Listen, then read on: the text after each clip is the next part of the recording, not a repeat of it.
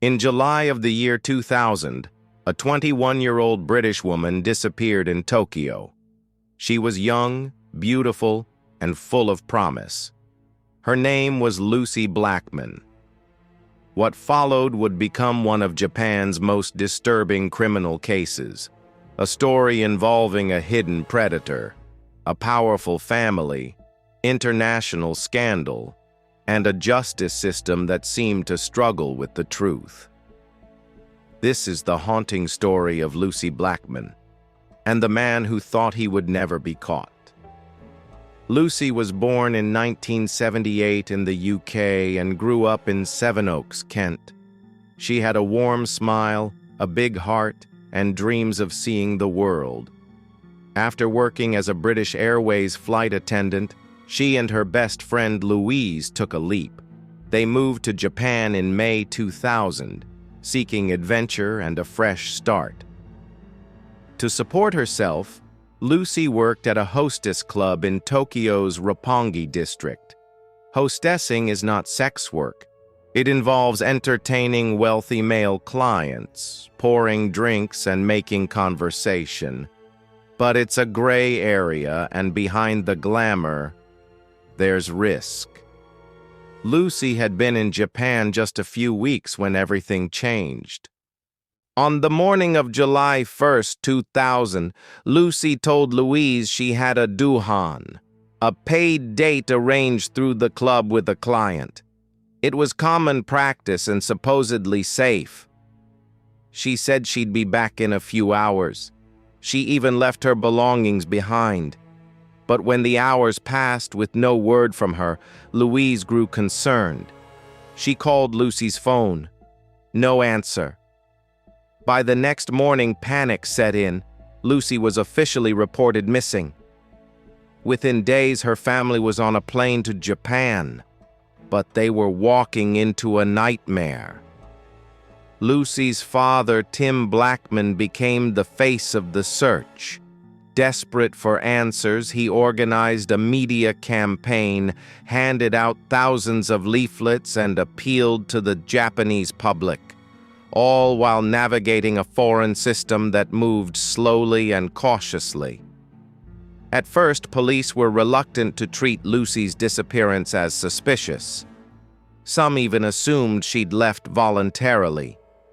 This wasn't just cultural misunderstanding, it was systemic. In Japan, missing persons investigations involving adults often stall without evidence of foul play.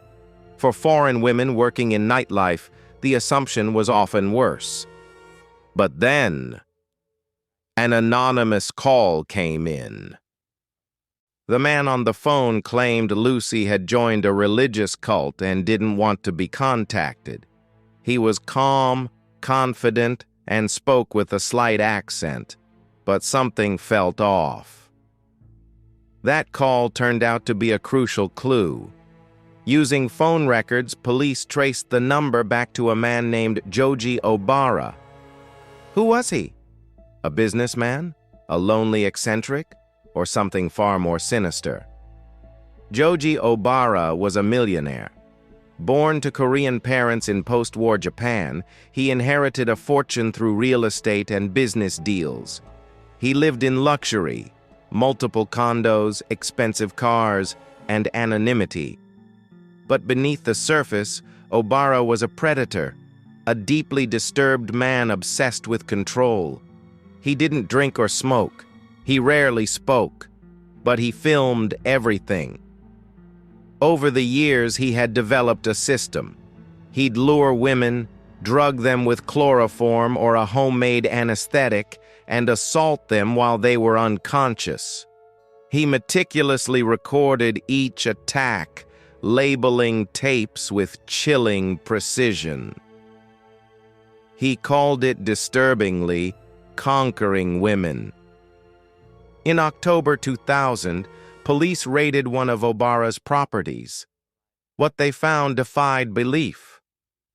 Over 400 videotapes showing him raping women. Most were unconscious. Many never knew they had been victims. Some had returned to their lives with no memory of the attack. One tape showed a woman who closely resembled Lucie, though her face was obscured. There was no definitive proof, but investigators believed it was her. Yet, without a body, they couldn't charge Obara with murder. Then, in February 2001, a breakthrough. Lucie's body was discovered buried in a bath-sized tub, encased in sand and concrete, inside a cave near the ocean, close to one of Obara's vacation homes. She had been dismembered, her hair was dyed, there were no drugs left in her system, and no cause of death could be confirmed. In 2002, Obara was charged with multiple counts of rape, the manslaughter of Carita Ridgway, an Australian woman who died after a similar drugging incident, and the abduction, rape, and death of Lucie Blackman. The trial lasted over 7 years. Shockingly, in 2007, the Tokyo District Court acquitted Obara of Lucie's rape and murder, stating the evidence was circumstantial. There were no eyewitnesses, no confession, and no clear cause of death. The public reaction was furious. The UK government expressed disappointment.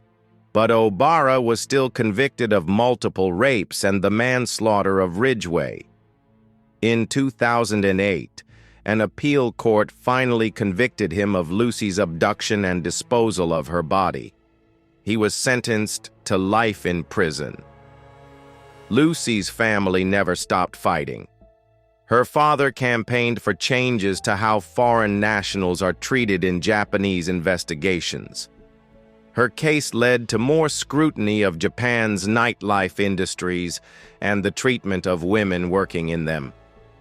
The Lucie Blackman Trust, now called the LB Trust, was founded to support families of victims abroad. Obara remains imprisoned, silent. He has never admitted guilt. But for every woman on those tapes, for Lucie and for Carita, the silence is deafening. Lucie Blackman came to Japan for adventure. She found horror. Her story is not just about a monster. It's about how power can hide in plain sight, and how systems, when slow to act, can allow evil to grow. But through her family's courage, through global outrage, and through her memory, Lucie's voice still echoes.